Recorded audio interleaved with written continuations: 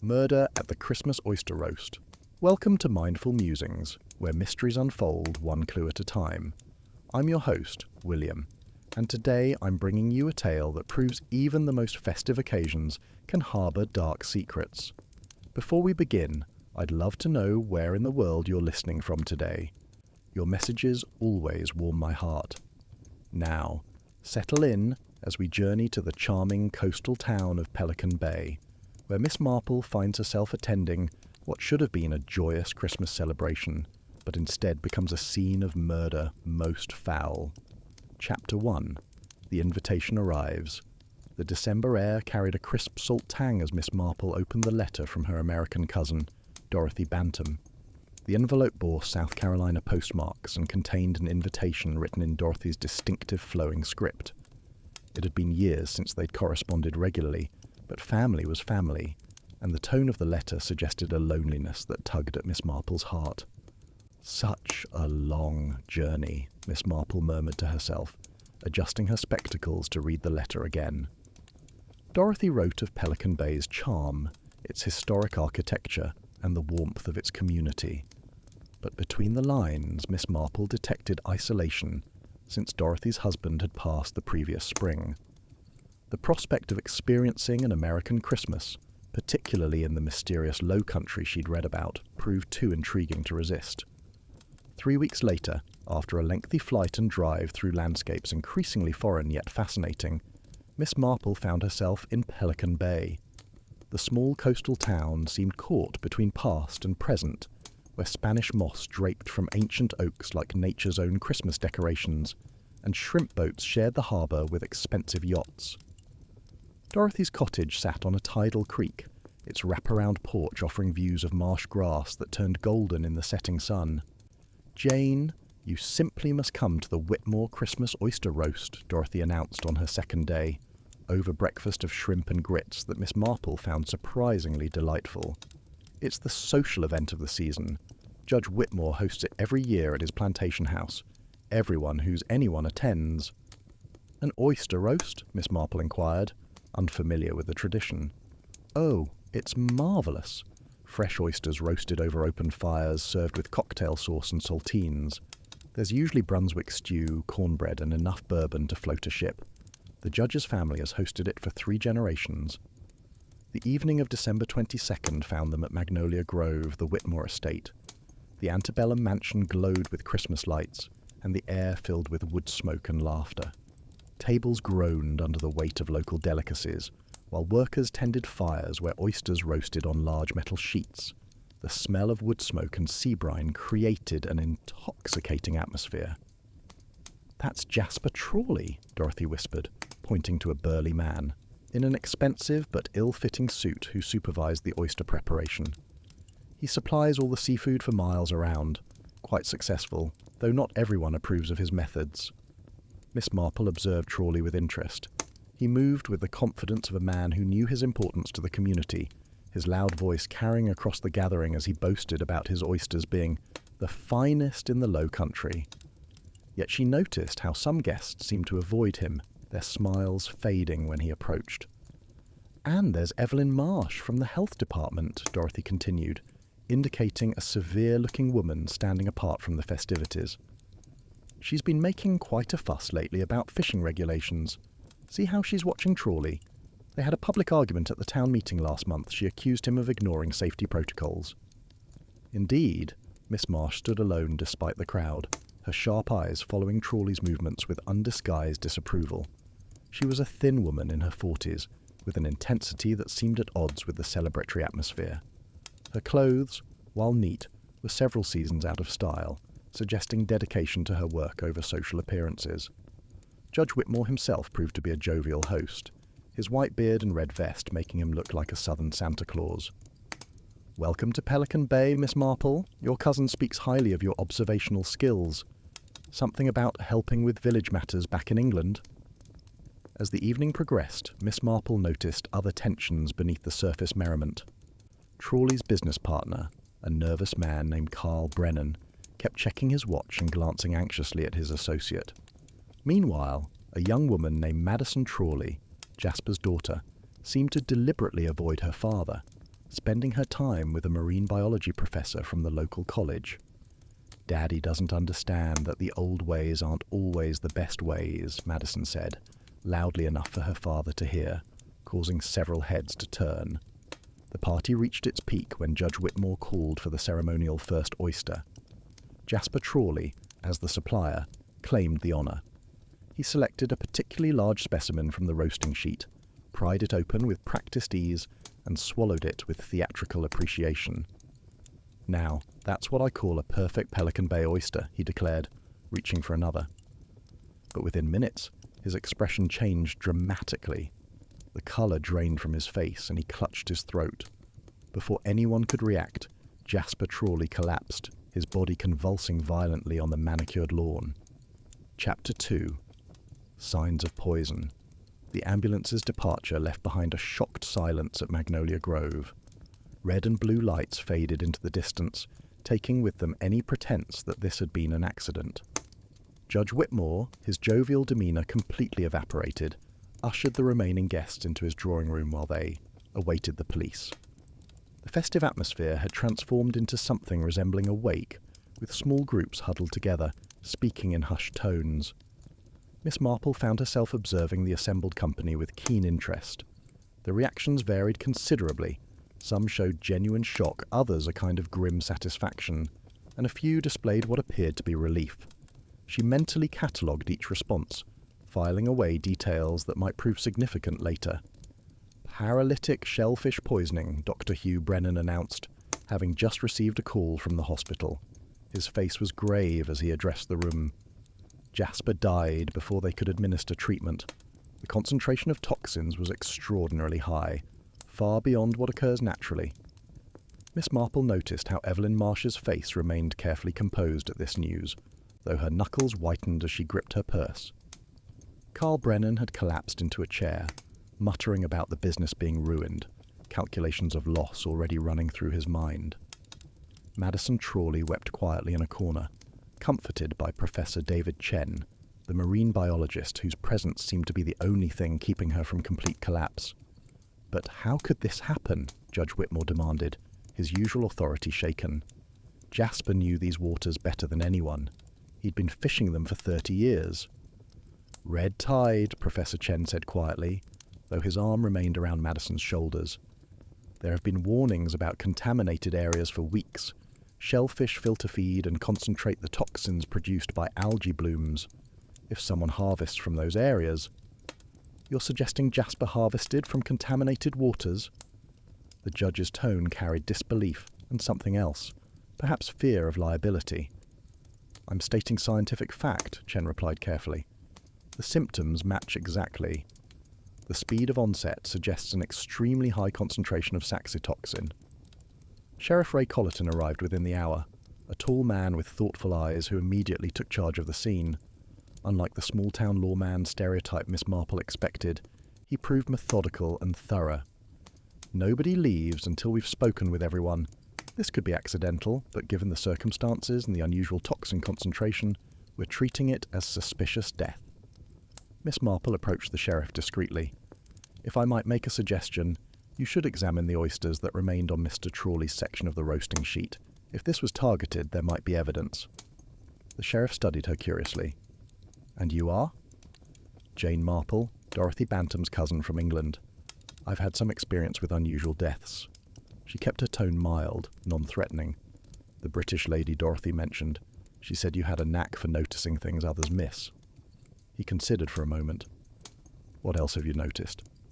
"Several things, Sheriff. The victim selected his own oyster, which suggests either random chance or someone who knew his habits well enough to predict his choice. Also, notice how some of the guests seem more resigned than shocked. That suggests this isn't entirely unexpected." While the sheriff organised interviews, Miss Marple wandered back to the roasting area. The workers had abandoned their posts, leaving tools and supplies scattered about in their haste to distance themselves from the tragedy. She noticed something peculiar, a small cooler tucked behind one of the preparation tables, different from the large containers Trawley's crew had brought. It bore no company markings, and when she lifted the lid carefully with a handkerchief, she found it empty but damp as if recently used.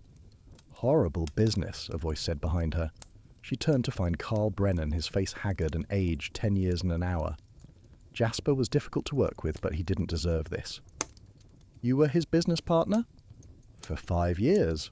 Though lately—" He trailed off, then seemed to think better of continuing. "We had our differences about business practices. I wanted to modernize, follow regulations more carefully. Jasper believed in the old ways. Cash deals, handshake agreements, minimal paperwork. That must have caused friction." "You could say that. We were actually in the process of restructuring our partnership." He glanced around nervously. "I should see about the other oysters, make sure nobody else gets sick." Miss Marple watched him hurry away, noting his eagerness to handle the remaining seafood. Very curious indeed. Inside, she found Evelyn Marsh in heated discussion with the sheriff, her composed facade finally cracking. "I warned him repeatedly. Jasper Trawley was harvesting from restricted areas. I filed 3 reports in the last month alone." "That's a serious accusation," Sheriff Colleton replied. "Do you have proof?" "Check his boat's GPS records. Check the hospital admissions for food poisoning in the last 2 weeks. 3 people severely ill, and old Mrs. Patterson died last Tuesday after eating oysters from Trawley's seafood." The room fell silent at this revelation. Madison Trawley overheard and turned on Evelyn furiously. "How dare you? My father would never—" "Your father cared more about profit than safety," Evelyn shot back, years of frustration finally boiling over. "I tried to stop him legally, but the town council wouldn't listen. Too many people making money from the tourist trade to care about a few cases of food poisoning." Chapter 3. Secrets in the Marsh. Dawn came early to Pelican Bay, painting the marshes in shades of gold and pink that reminded Miss Marple of watercolour paintings she'd seen of the American South. Unable to sleep after the previous night's dramatic events, she had risen before sunrise and walked along the tidal creek behind Dorothy's cottage. The retreating tide had exposed oyster beds, their shells glinting in the morning light like scattered pearls. The air carried the rich organic smell of pluff mud, which Dorothy had assured her was something one grew to love, though Miss Marple remained sceptical. "You're up early," a voice called. Professor Chen approached along the marsh path, carrying collection equipment and wearing rubber boots that came up to his knees. "I couldn't sleep either. Thought I'd gather some water samples while the tide's out."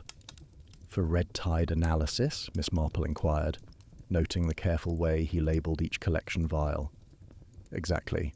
The official monitoring stations are further north, but I want to check these local waters. The ecosystem here is delicate. One significant disruption can cause a cascade effect." He paused, seeming to debate something. "Miss Marple, there's something you should know. I've been documenting illegal harvesting for months, working with Madison to build a case against her own father." Miss Marple's eyes sharpened with interest. That must have been an extraordinarily difficult position for her. She loved him, but couldn't ignore what he was doing. People were getting sick. When Mrs. Patterson died last week, Madison was devastated. The old woman had been her childhood piano teacher, you see. Taught Madison for free when Jasper was still struggling to build his business.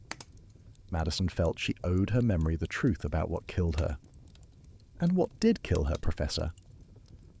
Toxin poisoning from contaminated shellfish, though the hospital listed it as natural causes. The levels in her system were consistent with consumption of shellfish from the restricted zones. Zones where I've photographed Trawley's boats multiple times.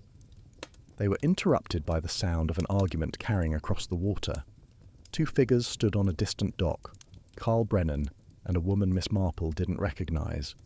The morning air was still enough that their raised voices carried, though the words remained indistinct. "That's Sheila Trawley, Jasper's ex-wife," Professor Chen explained, shielding his eyes against the rising sun. "She lives in Charleston now, but still owns 40% of the business. The divorce was acrimonious." The distance prevented them from hearing words, but the body language spoke volumes. Sheila gestured angrily while Carl appeared to be pleading. Finally, she stalked away, leaving him slumped against a piling, his head in his hands. "Interesting," Miss Marple murmured. Were there tensions about the business? Constant tensions. Jasper wanted to buy her out, but she refused. She suspected he was hiding profits, cooking the books to minimize her share. Madison mentioned her mother had hired a forensic accountant to investigate, The preliminary findings were supposed to be delivered this week. How convenient for Mr. Brennan that Jasper died before that could happen. You think Carl? Chen looked shocked. He's weak, but not a killer. In my experience, Professor, the weak can be driven to extreme actions when cornered. After Professor Chen departed with his samples, Miss Marple returned to find Dorothy preparing breakfast. The familiar ritual of tea and toast provided some normalcy after the chaos of the previous evening. Sheriff Colleton arrived as they were finishing, looking as if he hadn't slept. "Miss Marple, I've been checking your background," he said, accepting a cup of coffee gratefully. "Scotland Yard speaks highly of your assistance in several cases. Inspector Slack particularly mentioned your success rate. I could use your help here." "I'm at your disposal, Sheriff. The state lab worked through the night. They confirmed paralytic shellfish toxin, but here's the interesting part. The concentration was far higher than what occurs naturally, even in severe red tide conditions. Someone deliberately concentrated the toxin." "How would one do that?" Miss Marple asked, though she suspected she already knew. "You'd need to extract it from multiple contaminated shellfish, then introduce it into a single oyster. It requires knowledge and equipment, centrifuge, extraction solvents, proper storage. We're looking at someone with scientific training or access to a laboratory." Miss Marple considered this. "Professor Chen has the knowledge. Evelyn Marsh, working for the health department, would have access to testing equipment. But there might be others. What about medical professionals? Dr. Brennan, for instance?" "Hugh Brennan is Carl's brother, which gives him motive if he wanted to help Carl take over the business. And yes, he'd have the knowledge and equipment." The sheriff made notes in a small notebook. "We're getting warrants to search properties. Meanwhile, I've learned something interesting about our victim." He pulled out a folder. Jasper Trawley was facing federal charges for violating the Lacey Act, interstate commerce of illegally harvested seafood. He was looking at serious jail time and fines that would destroy the business. The investigation has been ongoing for 6 months. Who knew about this? That's what I'm trying to determine. The federal investigation was supposedly confidential, but in a small town. He shrugged. Someone always knows. And whoever killed him might have thought they were doing the town a favor. They were interrupted by Dorothy's phone ringing. She answered, her face paling as she listened. "That was Judge Whitmore," she said after hanging up. 3 more people who ate oysters last night are in the hospital. They're critically ill." Sheriff Colleton jumped to his feet. "Were they random guests, or—" "No," Dorothy interrupted, her voice shaking. "All 3 were town council members who voted against Evelyn Marsh's proposal to increase monitoring of local seafood suppliers. Judge Whitmore thinks they were specifically targeted." Chapter 4. The Daughter's Tale. Madison Trawley's apartment above the marina was a study in contrasts.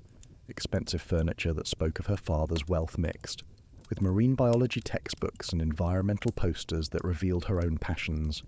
She sat surrounded by boxes of her father's business records, papers spread across every surface like pieces of a vast, damning puzzle. Her eyes were red from crying, but her jaw was set with determination when Miss Marple and Sheriff Colleton arrived. "I've been going through everything," she said, gesturing at the chaos with a trembling hand. "If my father was doing something illegal, I need to know the full extent of it. I owe that much to the people he hurt." Miss Marple noticed a map on the wall marked with coloured pins, red zones indicating contaminated waters, blue showing approved harvesting areas, and yellow marking locations where Madison had photographed her father's boats. The yellow pins far outnumbered the blue in supposedly restricted areas. Dates and times were meticulously noted beside each pin. "You were building quite a case," the sheriff observed, studying the map. "This represents months of work." 17 violations over 3 months, Madison confirmed. Each one documented with photographs, GPS coordinates, and whenever possible water samples that David, Professor Chen, tested for me. But every time I tried to talk to Dad, he'd dismiss my concerns, said I didn't understand the business, that Evelyn Marsh had a vendetta against him, and was filling my head with nonsense. "Did she?" Miss Marple asked gently. "Have a vendetta, I mean?" Madison hesitated, then walked to a filing cabinet and removed a folder. There was history there. Years ago, before I was born, Evelyn and my father were engaged. She broke it off when she discovered he'd been bribing inspectors to overlook violations even back then.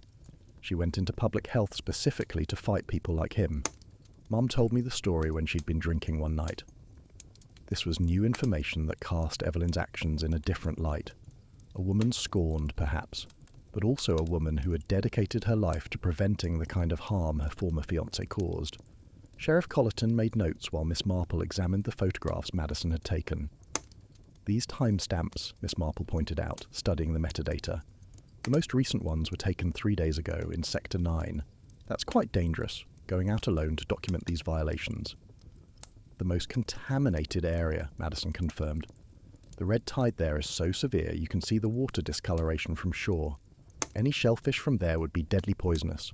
I wanted ironclad proof for the federal investigators. And these were the oysters served at the party? Madison shook her head vehemently. That's what's strange. Dad always kept the contaminated catches separate. He had a whole system. The bad stuff went to processors who ship overseas where regulations are looser, or to operations that don't ask questions. The premium oysters for local events came from clean waters. He wasn't. Completely reckless with people he knew. Bad for business if the mayor got sick at a public event. Then, someone switched them, Sheriff Colleton concluded, or knew exactly which oyster to contaminate. Or added concentrated toxin to clean oysters, Miss Marple suggested. Tell me, who had access to your father's storage facilities? The warehouse manager, Tommy Brennan, Carl's nephew. He's worked there since high school. The delivery drivers, but they're all long-term employees Dad trusted. And... She paused, looking uncomfortable. My mother still has keys. She co-owns the property despite the divorce. It was part of the settlement. She couldn't force a sale while Dad was alive, but she retained access rights. When did you last see your mother at the warehouse? 2 days before the party. She said she was doing inventory for her lawyer. Dad was furious when he found out, but legally he couldn't stop her. A knock interrupted them. Professor Chen entered, his face grave. Sheriff, Miss Marple, I've completed my analysis of the water samples from this morning. The toxin that killed Jasper wasn't from local waters. The chemical signature is different. This came from further north, where a different species of algae produces a more potent variant. So, someone imported poisoned shellfish, the sheriff asked, confused? Or imported the toxin itself? It's available for research purposes with proper permits. I ordered some myself 6 months ago for my studies. Every university with a marine biology program has access. The sheriff's eyes narrowed dangerously. You didn't mention that before. I didn't think it relevant until I saw the chemical analysis. But check my inventory. Every milliliter is accounted for. I maintain strict protocols. He pulled out his phone, showing detailed logs.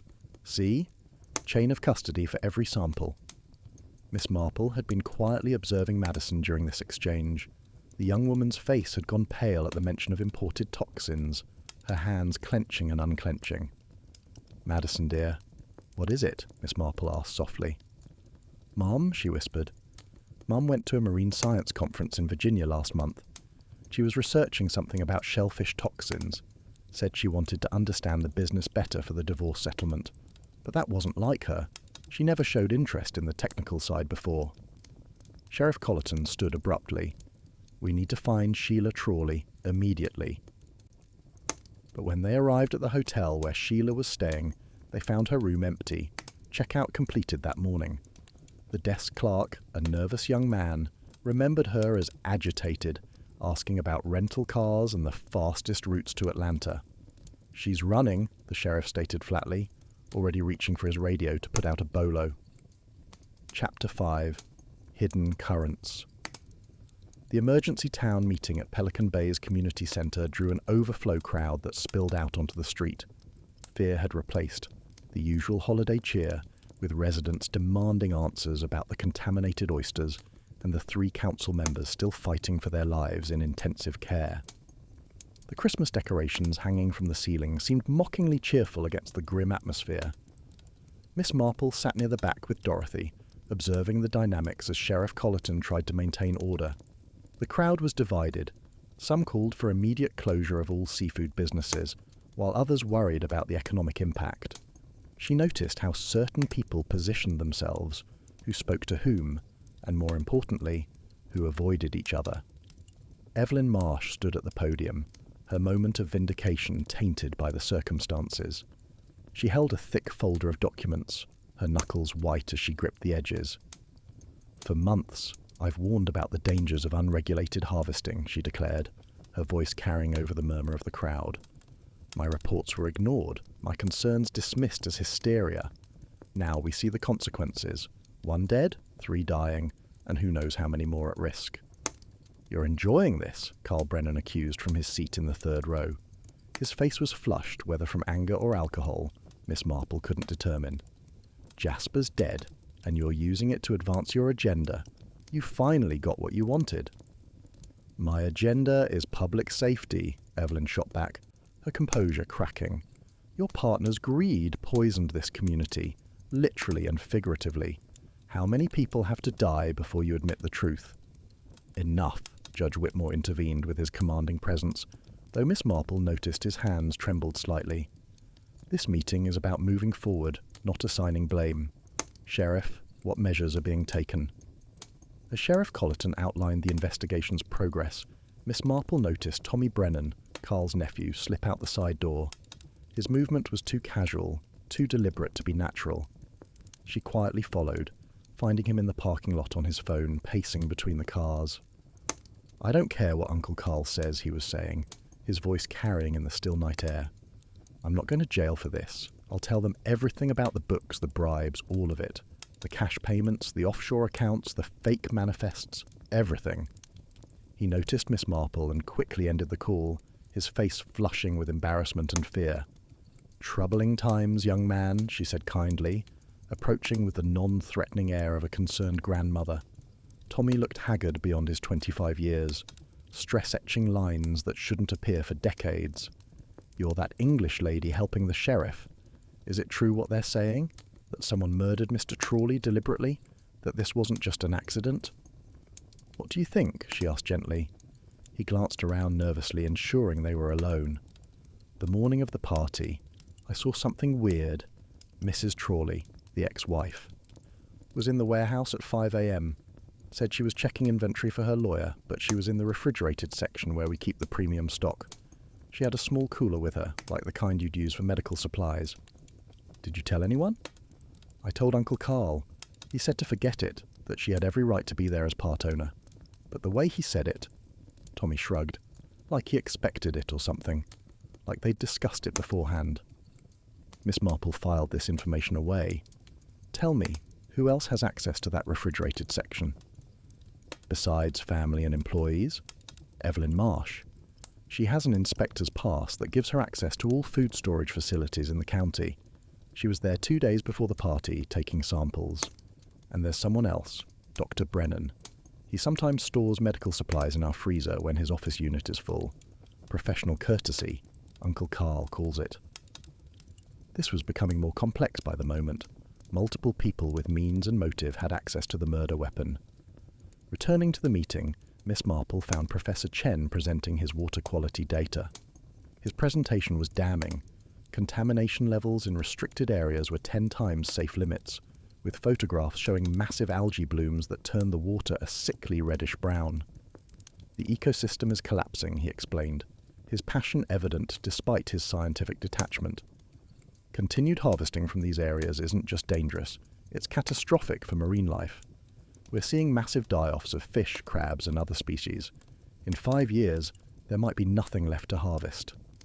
Suddenly, the doors burst open with a bang that silenced the room.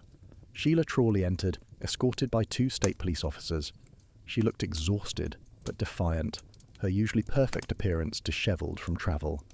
The crowd parted as she walked to the front of the room. "I didn't run," she announced to the shocked assembly. "I went to the federal prosecutors in Atlanta with evidence of my ex-husband's crimes. And Carl Brennan's." Carl jumped to his feet, his face draining of colour. "Sheila, what have you done?" "What I should have done years ago." She pulled out a phone, holding it up. "I have recordings, Carl, of you and Jasper discussing bribing inspectors, falsifying harvest locations, and intimidating witnesses. Months of recordings." Chapter 6. the inspector's secret. Evelyn Marsh's house stood at the edge of town, where the maritime forest met carefully maintained gardens that showed both scientific precision and artistic flair. The cottage itself was modest, its weathered cedar shakes and tin roof speaking of old low-country architecture, before the tourist boom brought Mediterranean-style mansions. Miss Marple arrived for tea at Evelyn's invitation, finding the health inspector surprisingly welcoming despite the circumstances. The afternoon sun slanted through live oaks, creating patterns of light and shadow that danced across the porch. "I suppose you think me a likely suspect," Evelyn said, pouring Earl Grey from a china pot that looked like a family heirloom. Her hands were steady, but Miss Marple noticed the dark circles under her eyes, the tension in her shoulders. The spurned woman with a vendetta. It's what everyone's thinking, isn't it? "I think you're someone who fought within the system until the system failed you," Miss Marple replied carefully, accepting her cup. Evelyn's laugh was bitter, containing years of frustration. "Failed is an understatement. Do you know how many reports I filed? How many times I begged the town council to act? 23 people got sick from trawly seafood this year alone. 23 documented cases, and probably 3 times that who never reported it. Mrs. Patterson died, and still nothing changed. Until now. Yes, until now." Evelyn stood and walked to an antique cabinet, its surface covered with scientific journals and regulatory manuals. She removed a thick folder, actually 3 folders bound together, bulging with documents. "I want to show you something. My own investigation compiled over 3 years." The documents were comprehensive beyond anything Miss Marple had expected. Photographs with dates and times, water sample results, hospital records obtained through proper channels, even signed affidavits from former trawly seafood employees describing illegal practices. One testified to being ordered to relabel packages with false harvest dates. Another described being fired for refusing to harvest from restricted areas. "This is remarkable work," Miss Marple said, genuinely impressed. "Why didn't you take it to federal authorities?" "I did. 6 months ago. They said they were building a case, but these things take time. Meanwhile, people kept getting sick. Mary Patterson was my breaking point. She came to my office, could barely walk, begging me to help her prove Jasper's oysters had poisoned her. I had to tell her that without the actual oysters for testing, we had no direct proof. She died thinking the system had abandoned her." Miss Marple noticed a section marked "Personal," separated from the official documents. She looked at Evelyn questioningly. "Go ahead," Evelyn said, returning to her chair with a weary sigh. "You'll find out anyway. Sheriff Colleton probably already knows." The section contained old photographs and letters. A young Evelyn with Jasper Trawley, both smiling on a beach at sunset. Wedding plans in Evelyn's neat handwriting, a receipt for an engagement ring. Then, abruptly, hospital records and legal documents. "He gave me shellfish poisoning," Evelyn said quietly, staring at her tea. 2 weeks before our wedding. Not fatal, but severe enough to hospitalize me for a month. I nearly died. My kidneys were damaged. I can never have children because of it. It was an accident. He'd been careless with storage, mixing contaminated oysters with clean ones. But when I confronted him from my hospital bed, he laughed it off. Said I was being dramatic, that people got sick sometimes, it was just business. That's when you ended the engagement? That's when I understood who he really was. Someone who valued profit over people's lives, even mine, even the woman he claimed to love. She paused, her voice hardening. I dedicated my career to stopping people like him, and I failed. For 25 years, I failed. Miss Marple studied the woman before her. The motive was certainly there, but something felt wrong. Evelyn's anger was righteous, but it was also controlled, channeled into legal action rather than violence. This was a woman who believed in systems, even when they failed her. "Tell me about the morning you took samples from the warehouse," Miss Marple prompted. "Routine inspection. Tommy let me in around 10 a.m. I took samples from 3 batches, all from approved waters according to the tags. The lab results were clean, which surprised me. I expected to find violations. Did you check the premium oysters for the Whitmore party? They weren't there yet. Jasper always delivered those personally the day of an event. He liked to grandstand, make a show of his special selection. It was part of his marketing, the personal touch that justified his premium prices. A knock interrupted them. Sheriff Colleton entered with Professor Chen and a grim expression that made Miss Marple's stomach tighten. "We have a problem," the sheriff announced without preamble. "The 3 council members in the hospital, they're going to survive, but barely, and the doctors found something unusual. The toxin concentration was precisely measured, just enough to cause severe illness, but not death." "Calculated to send a message," Professor Chen added, his scientific mind clearly disturbed by the precision. "Whoever did this has extensive knowledge of toxin dosages and body weight calculations. This isn't amateur work." Evelyn paled, her cup rattling against its saucer. "You think We know you ordered research-grade toxins last year," the sheriff said, his tone carefully neutral. "For testing purposes, according to your requisition. Standard procedure for developing detection methods. Check my lab inventory. Every gram is accounted for. I maintain strict chain of custody logs." Professor Chen cleared his throat uncomfortably. "Actually, that's why we're here. Your lab assistant, Jennifer, noticed a discrepancy. 10 milliliters of concentrated saxitoxin missing from a vial you signed out last month." The room went silent. Evelyn's face cycled through confusion, realization, and horror in rapid succession. "The conference," she whispered, her hand going to her throat. "The Marine Safety Conference in Charleston. I brought samples for a presentation on new detection methods, but my hotel room was broken into. Nothing seemed missing. My laptop, jewelry, and cash were all there, so I didn't report it." "Convenient," Sheriff Colleton said skeptically.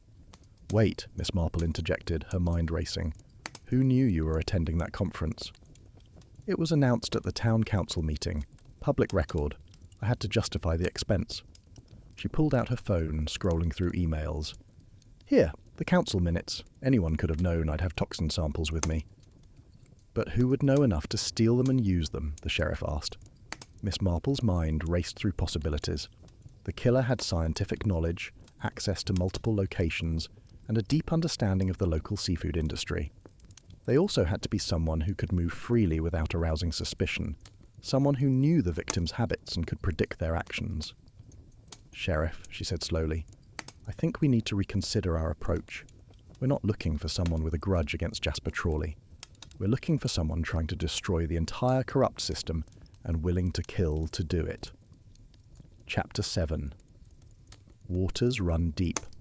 The late afternoon sun cast long shadows across Pelican Bay's marina as Miss Marple walked among the fishing boats with Professor Chen. He had offered to explain the technical aspects of shellfish toxins, but she sensed he had more to share. The smell of salt and diesel fuel mingled in the air, while seagulls wheeled overhead, their cries echoing off the weathered docks. "You've been very helpful to the investigation," she observed, watching him carefully as they paused beside a blue-hulled trawler. "I want the truth revealed," he replied, but his eyes didn't meet hers. "Jasper's death, the poisonings, they've exposed what many of us knew but couldn't prove." They continued walking, passing boats with names like Mary's Fortune and Second Chance. The irony wasn't lost on Miss Marple. They paused beside a pristine vessel named Madison's Dream. Professor Chen's expression softened visibly. Jasper bought this for Madison's 16th birthday. She loved the water then, wanted to be a marine biologist, until she realized what her father was doing to the very waters she loved. "Is that how you met? Through her interest in marine biology?" "She took my courses at the community college. Brilliant student, passionate about conservation. When she started documenting her father's violations, she came to me for help." He hesitated, running his hand along the boat's railing. "We became close. Perhaps too close." Miss Marple waited patiently. In her experience, silence often drew out more truth than questions. "I fell in love with her," he admitted. But she was torn between loyalty to her father and her principles. Every piece of evidence we gathered hurt her. I watched it destroy her relationship with Jasper, and sometimes I wondered if I was helping or manipulating her grief for my own purposes. What purposes would those be?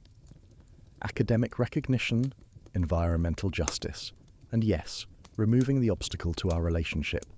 Jasper would never have accepted me, a Chinese professor with no money, trying to destroy his empire. This confession cast new light on the case. Miss Marple noticed his hands were steady, his voice calm. Either he was innocent or remarkably composed for a killer. Their conversation was interrupted by commotion at the harbour master's office. Carl Brennan was being led away in handcuffs, federal agents surrounding him. His face was ashen, his usual swagger completely gone. Tommy Brennan stood watching, tears streaming down his face. Miss Marple approached the young man. "Your uncle?" He confessed to the financial crimes, but swears he didn't kill Mr. Trawley. Says he was planning to testify against him anyway, so why would he need him dead? An excellent question. Tell me, Tommy, you work in the warehouse. Who else has been there in the past week? Tommy pulled out his phone, showing her the digital entry log. Everyone's logged here. Employees, inspectors, delivery people. He scrolled through dates and times. Wait, this is weird. What is? There's an entry at 3 a.m. the night before the party. The code used was Mr. Trawley's, but he was in Charleston that night at a restaurant with suppliers. I know because he called me to handle a morning delivery since he'd be getting back late. Someone had used Jasper's code to enter the warehouse in the dead of night. The killer had been preparing their trap. Can you tell what areas were accessed? The system shows the refrigeration unit was opened for 7 minutes, long enough to tamper with the oysters. Miss Marple's phone rang. It was Sheriff Colleton, his voice urgent. "Miss Marple, you need to come to the hospital immediately. One of the council members is conscious and says she saw something important the night of the party." At the hospital, council member Patricia Henley lay propped against pillows, weak but alert. The monitors beeped steadily and the smell of antiseptic was overwhelming. Her voice was barely a whisper as she recounted her observation. "I went outside for air during the party. The heat, the crowd, it was overwhelming. I saw someone by the oyster preparation area. They were wearing a server's apron and cap, but something was off about how they moved. Too careful, too deliberate, like they were afraid of being noticed." "Could you identify them?"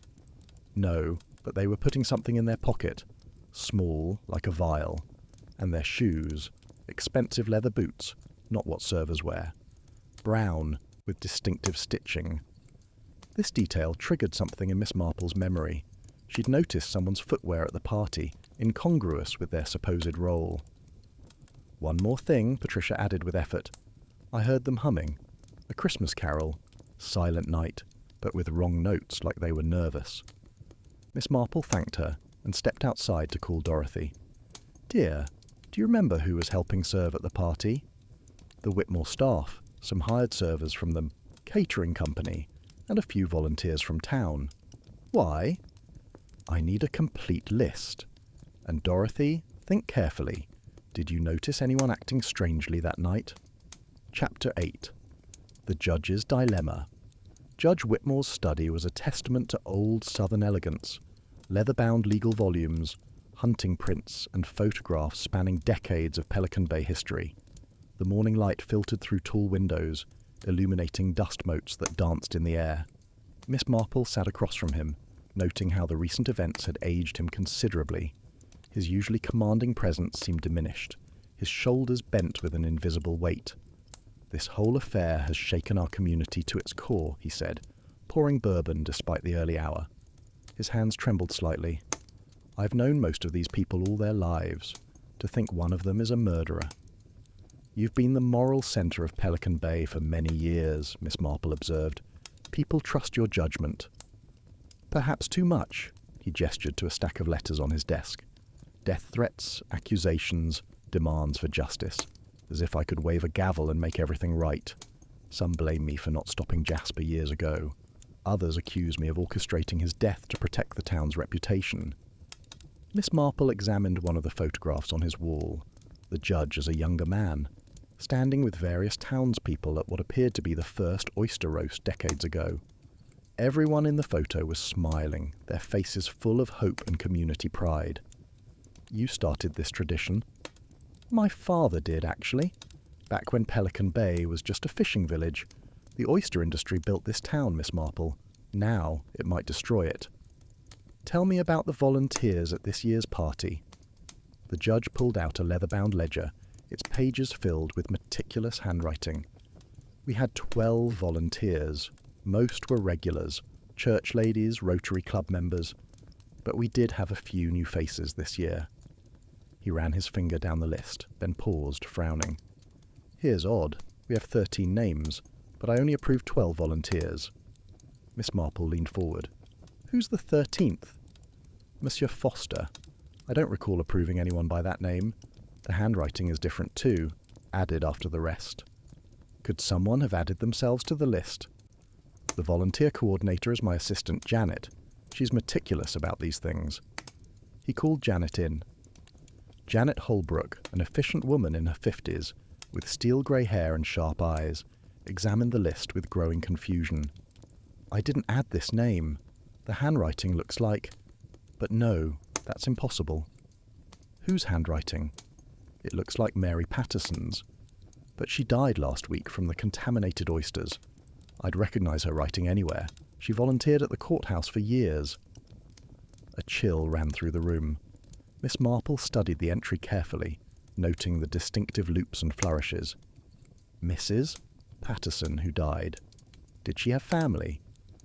A daughter in Atlanta, a son in California. They came for the funeral but left immediately after.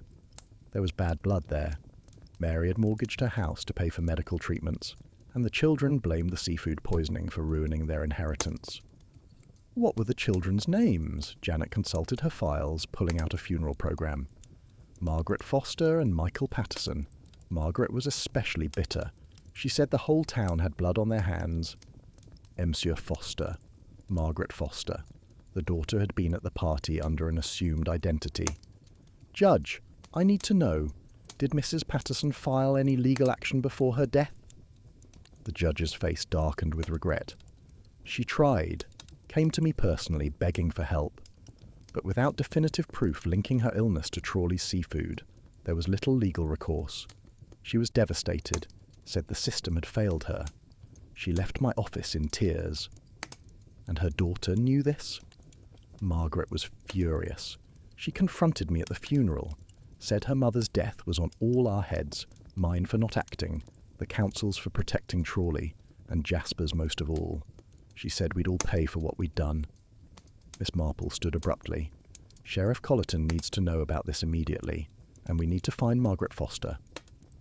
But when they called the hotel where Margaret had stayed, they learned she'd checked out the morning after the party. The desk clerk remembered her as quiet but intense, always carrying a notebook and asking questions about local restaurants and seafood suppliers. The trail seemed cold until Janet remembered something crucial. Mary Patterson's house. It hasn't been sold yet.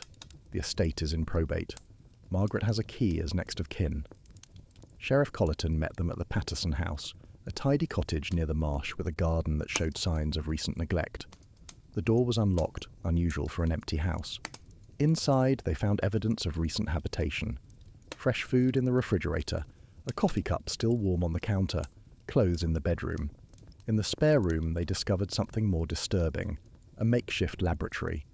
Books on marine toxins, chemical equipment, detailed notes on paralytic shellfish poisoning, and photographs of everyone involved in the case, with red X's through Jasper's face and question marks on others. Chapter 9. The Final Pearl. The hospital waiting room had become an impromptu command centre. Maps of Pelican Bay covered a table marked with locations and times. While Madison Trawley was being treated for shock, Sheriff Colleton coordinated with state police to track down Margaret Foster. Miss Marple sat quietly in a corner, piecing together the final details of the case like completing a complex jigsaw puzzle. Professor Chen arrived, visibly distressed, his usually composed demeanour shattered. Is Madison all right? They wouldn't let me see her.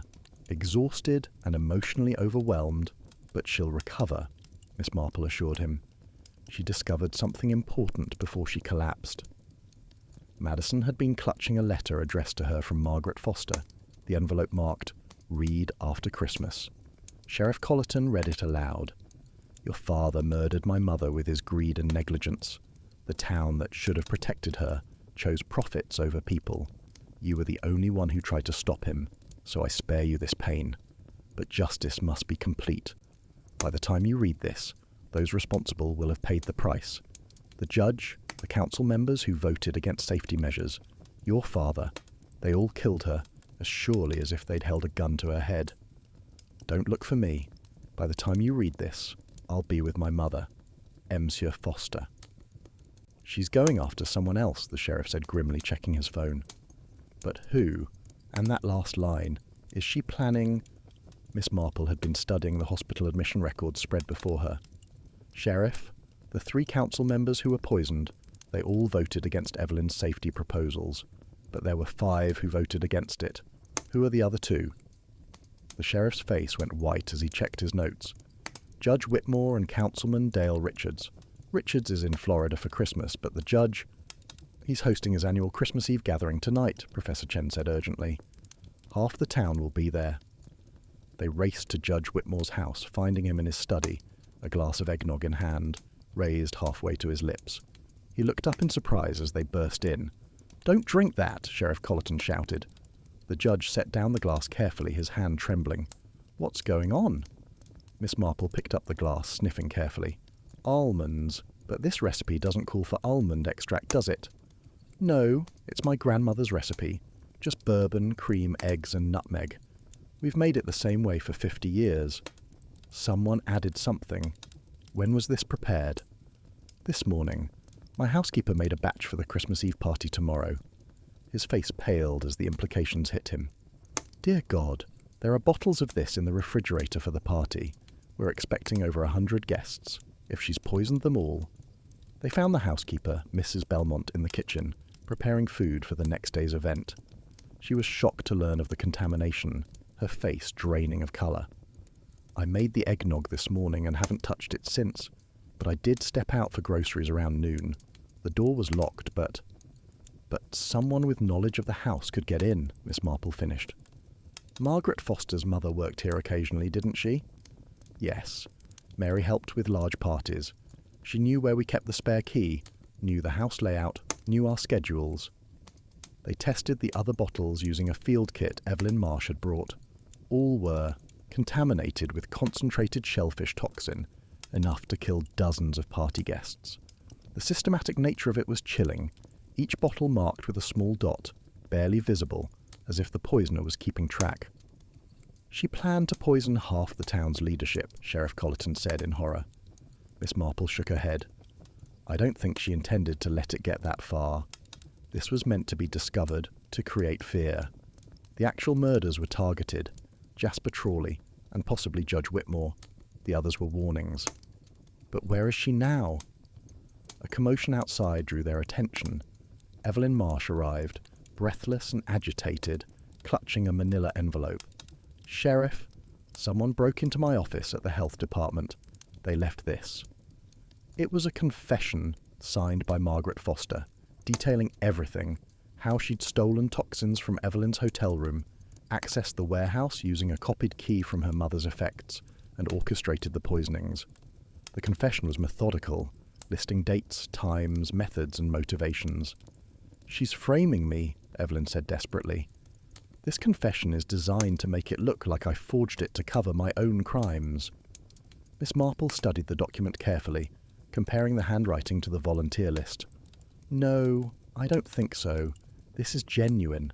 She's confessing because she's finished. Look at this line. Where the tide meets the marsh, where Mother walked her last morning, justice finds its rest." "The old pier at Marsh Point," Judge Whitmore said immediately. "Mary Patterson walked there every morning until she became too ill. She called it her meditation spot." They found Margaret Foster at the end of the pier, standing perfectly still as the sunset painted the marsh gold and crimson.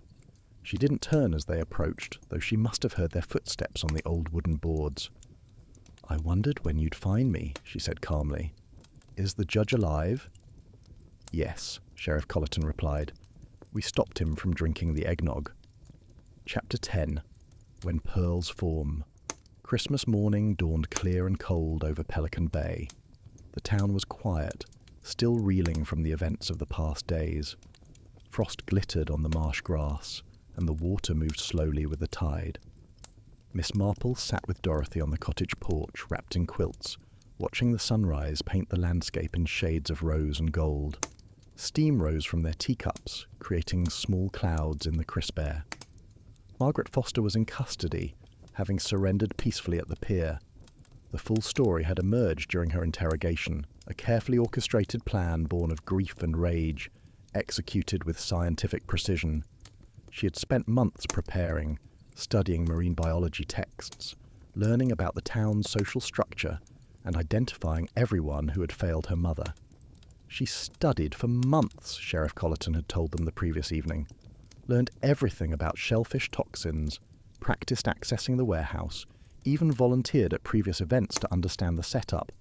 She kept detailed journals of every slight, every dismissal of her mother's concerns, every vote against safety measures. It wasn't a crime of passion, but of cold, calculated justice, at least in her mind. Now, as church bells rang across the water, Miss Marple reflected on the case's resolution. 3 people remained in the hospital recovering. Carl Brennan faced federal charges. The seafood industry was under strict oversight, and a daughter would spend her life in prison for avenging her mother. The ripples of tragedy spread far beyond the initial crime. A car pulled up to the cottage. Madison Trawley emerged, accompanied by Professor Chen. She looked older, worn by the revelations about her father and the violence that had followed. Her eyes, once bright with determination, now carried a sadness that might never fully fade. "Miss Marple, I wanted to thank you before you leave," she said. "Without your investigation, more people might have died. I'm only sorry the truth had to be so painful, my dear." Madison managed a small smile. "The truth is better than living a lie. I know that now." She looked at Professor Chen, drawing strength from his presence. "We're starting a marine conservation foundation with the assets from Dad's business. Try to make amends for the damage he caused. We're calling it the Patterson Trawley Foundation, to honour all the victims." "That's a beautiful gesture," Miss Marple said gently. "It's the least we can do. We're also establishing a testing program for local seafood, free to all residents. Never again will someone die from contaminated oysters in Pelican Bay." After they left, Dorothy brought out tea and her special Christmas scones. "Do you think the town will recover?" "Communities are remarkably resilient," Miss Marple replied. "Like oysters, actually. When irritated by a grain of sand, they create something beautiful, a pearl. Perhaps Pelican Bay will emerge stronger from this tragedy." Judge Whitmore arrived, looking older but determined. His usual commanding presence had been replaced by something quieter, more thoughtful. "I wanted to personally thank you, Miss Marple, and to tell you that the Town Council has voted unanimously to implement all of Evelyn Marsh's safety recommendations." "Too late for some," Miss Marple observed gently. "Yes, but not too late for others. We're also establishing a victims fund, starting with restitution to Mary Patterson's estate. It won't bring her back, but perhaps it will prevent future tragedies. I'm stepping down as judge after 30 years. This happened on my watch. I bear responsibility." "That's not necessary, Judge." "Perhaps not, but it's right. New leadership, new perspectives. Pelican Bay needs to change, and that starts with accountability at the top." That afternoon, Miss Marple attended a small Christmas service at the local church. The congregation was smaller than usual, many families keeping to themselves in the wake of the murders. But those present seemed united by shared grief and determination to rebuild. The Christmas decorations seemed subdued, as if even they acknowledged the town's mourning. The vicar spoke of forgiveness and redemption, of how darkness makes light more precious. Miss Marple noticed Evelyn Marsh sitting alone in a back pew, finally vindicated, but taking no joy in it. Tommy Brennan was there too, his uncle's betrayal weighing heavily on his young shoulders. After the service, Miss Marple found herself at the harbour one last time. The fishing boats bobbed gently at their moorings, waiting for the day when trust would return and the waters would be safe again. Many bore for sale signs. The industry might never fully recover. Sheila Trawley stood at the dock's edge, tossing bread to the seagulls. "Strange to be free of him, but still mourning," she said, as Miss Marple joined her. "People are complex creatures," Miss Marple replied. "We can mourn the loss of what someone could have been, even while acknowledging what they became. As the sun set on Christmas Day, Miss Marple prepared for her journey home. Dorothy drove her to the airport the next morning, through streets still quiet with grief and reflection. "Will you write about this case?" "Perhaps some day," Miss Marple replied. "But some stories need time to settle, like sand in water, before they can be clearly seen." And back at Mindful Musings, I, William, close this tale with a reminder that justice and revenge, though they may wear similar faces, leave very different legacies. Thank you for joining me in Pelican Bay, and may your own celebrations be free of such dark mysteries.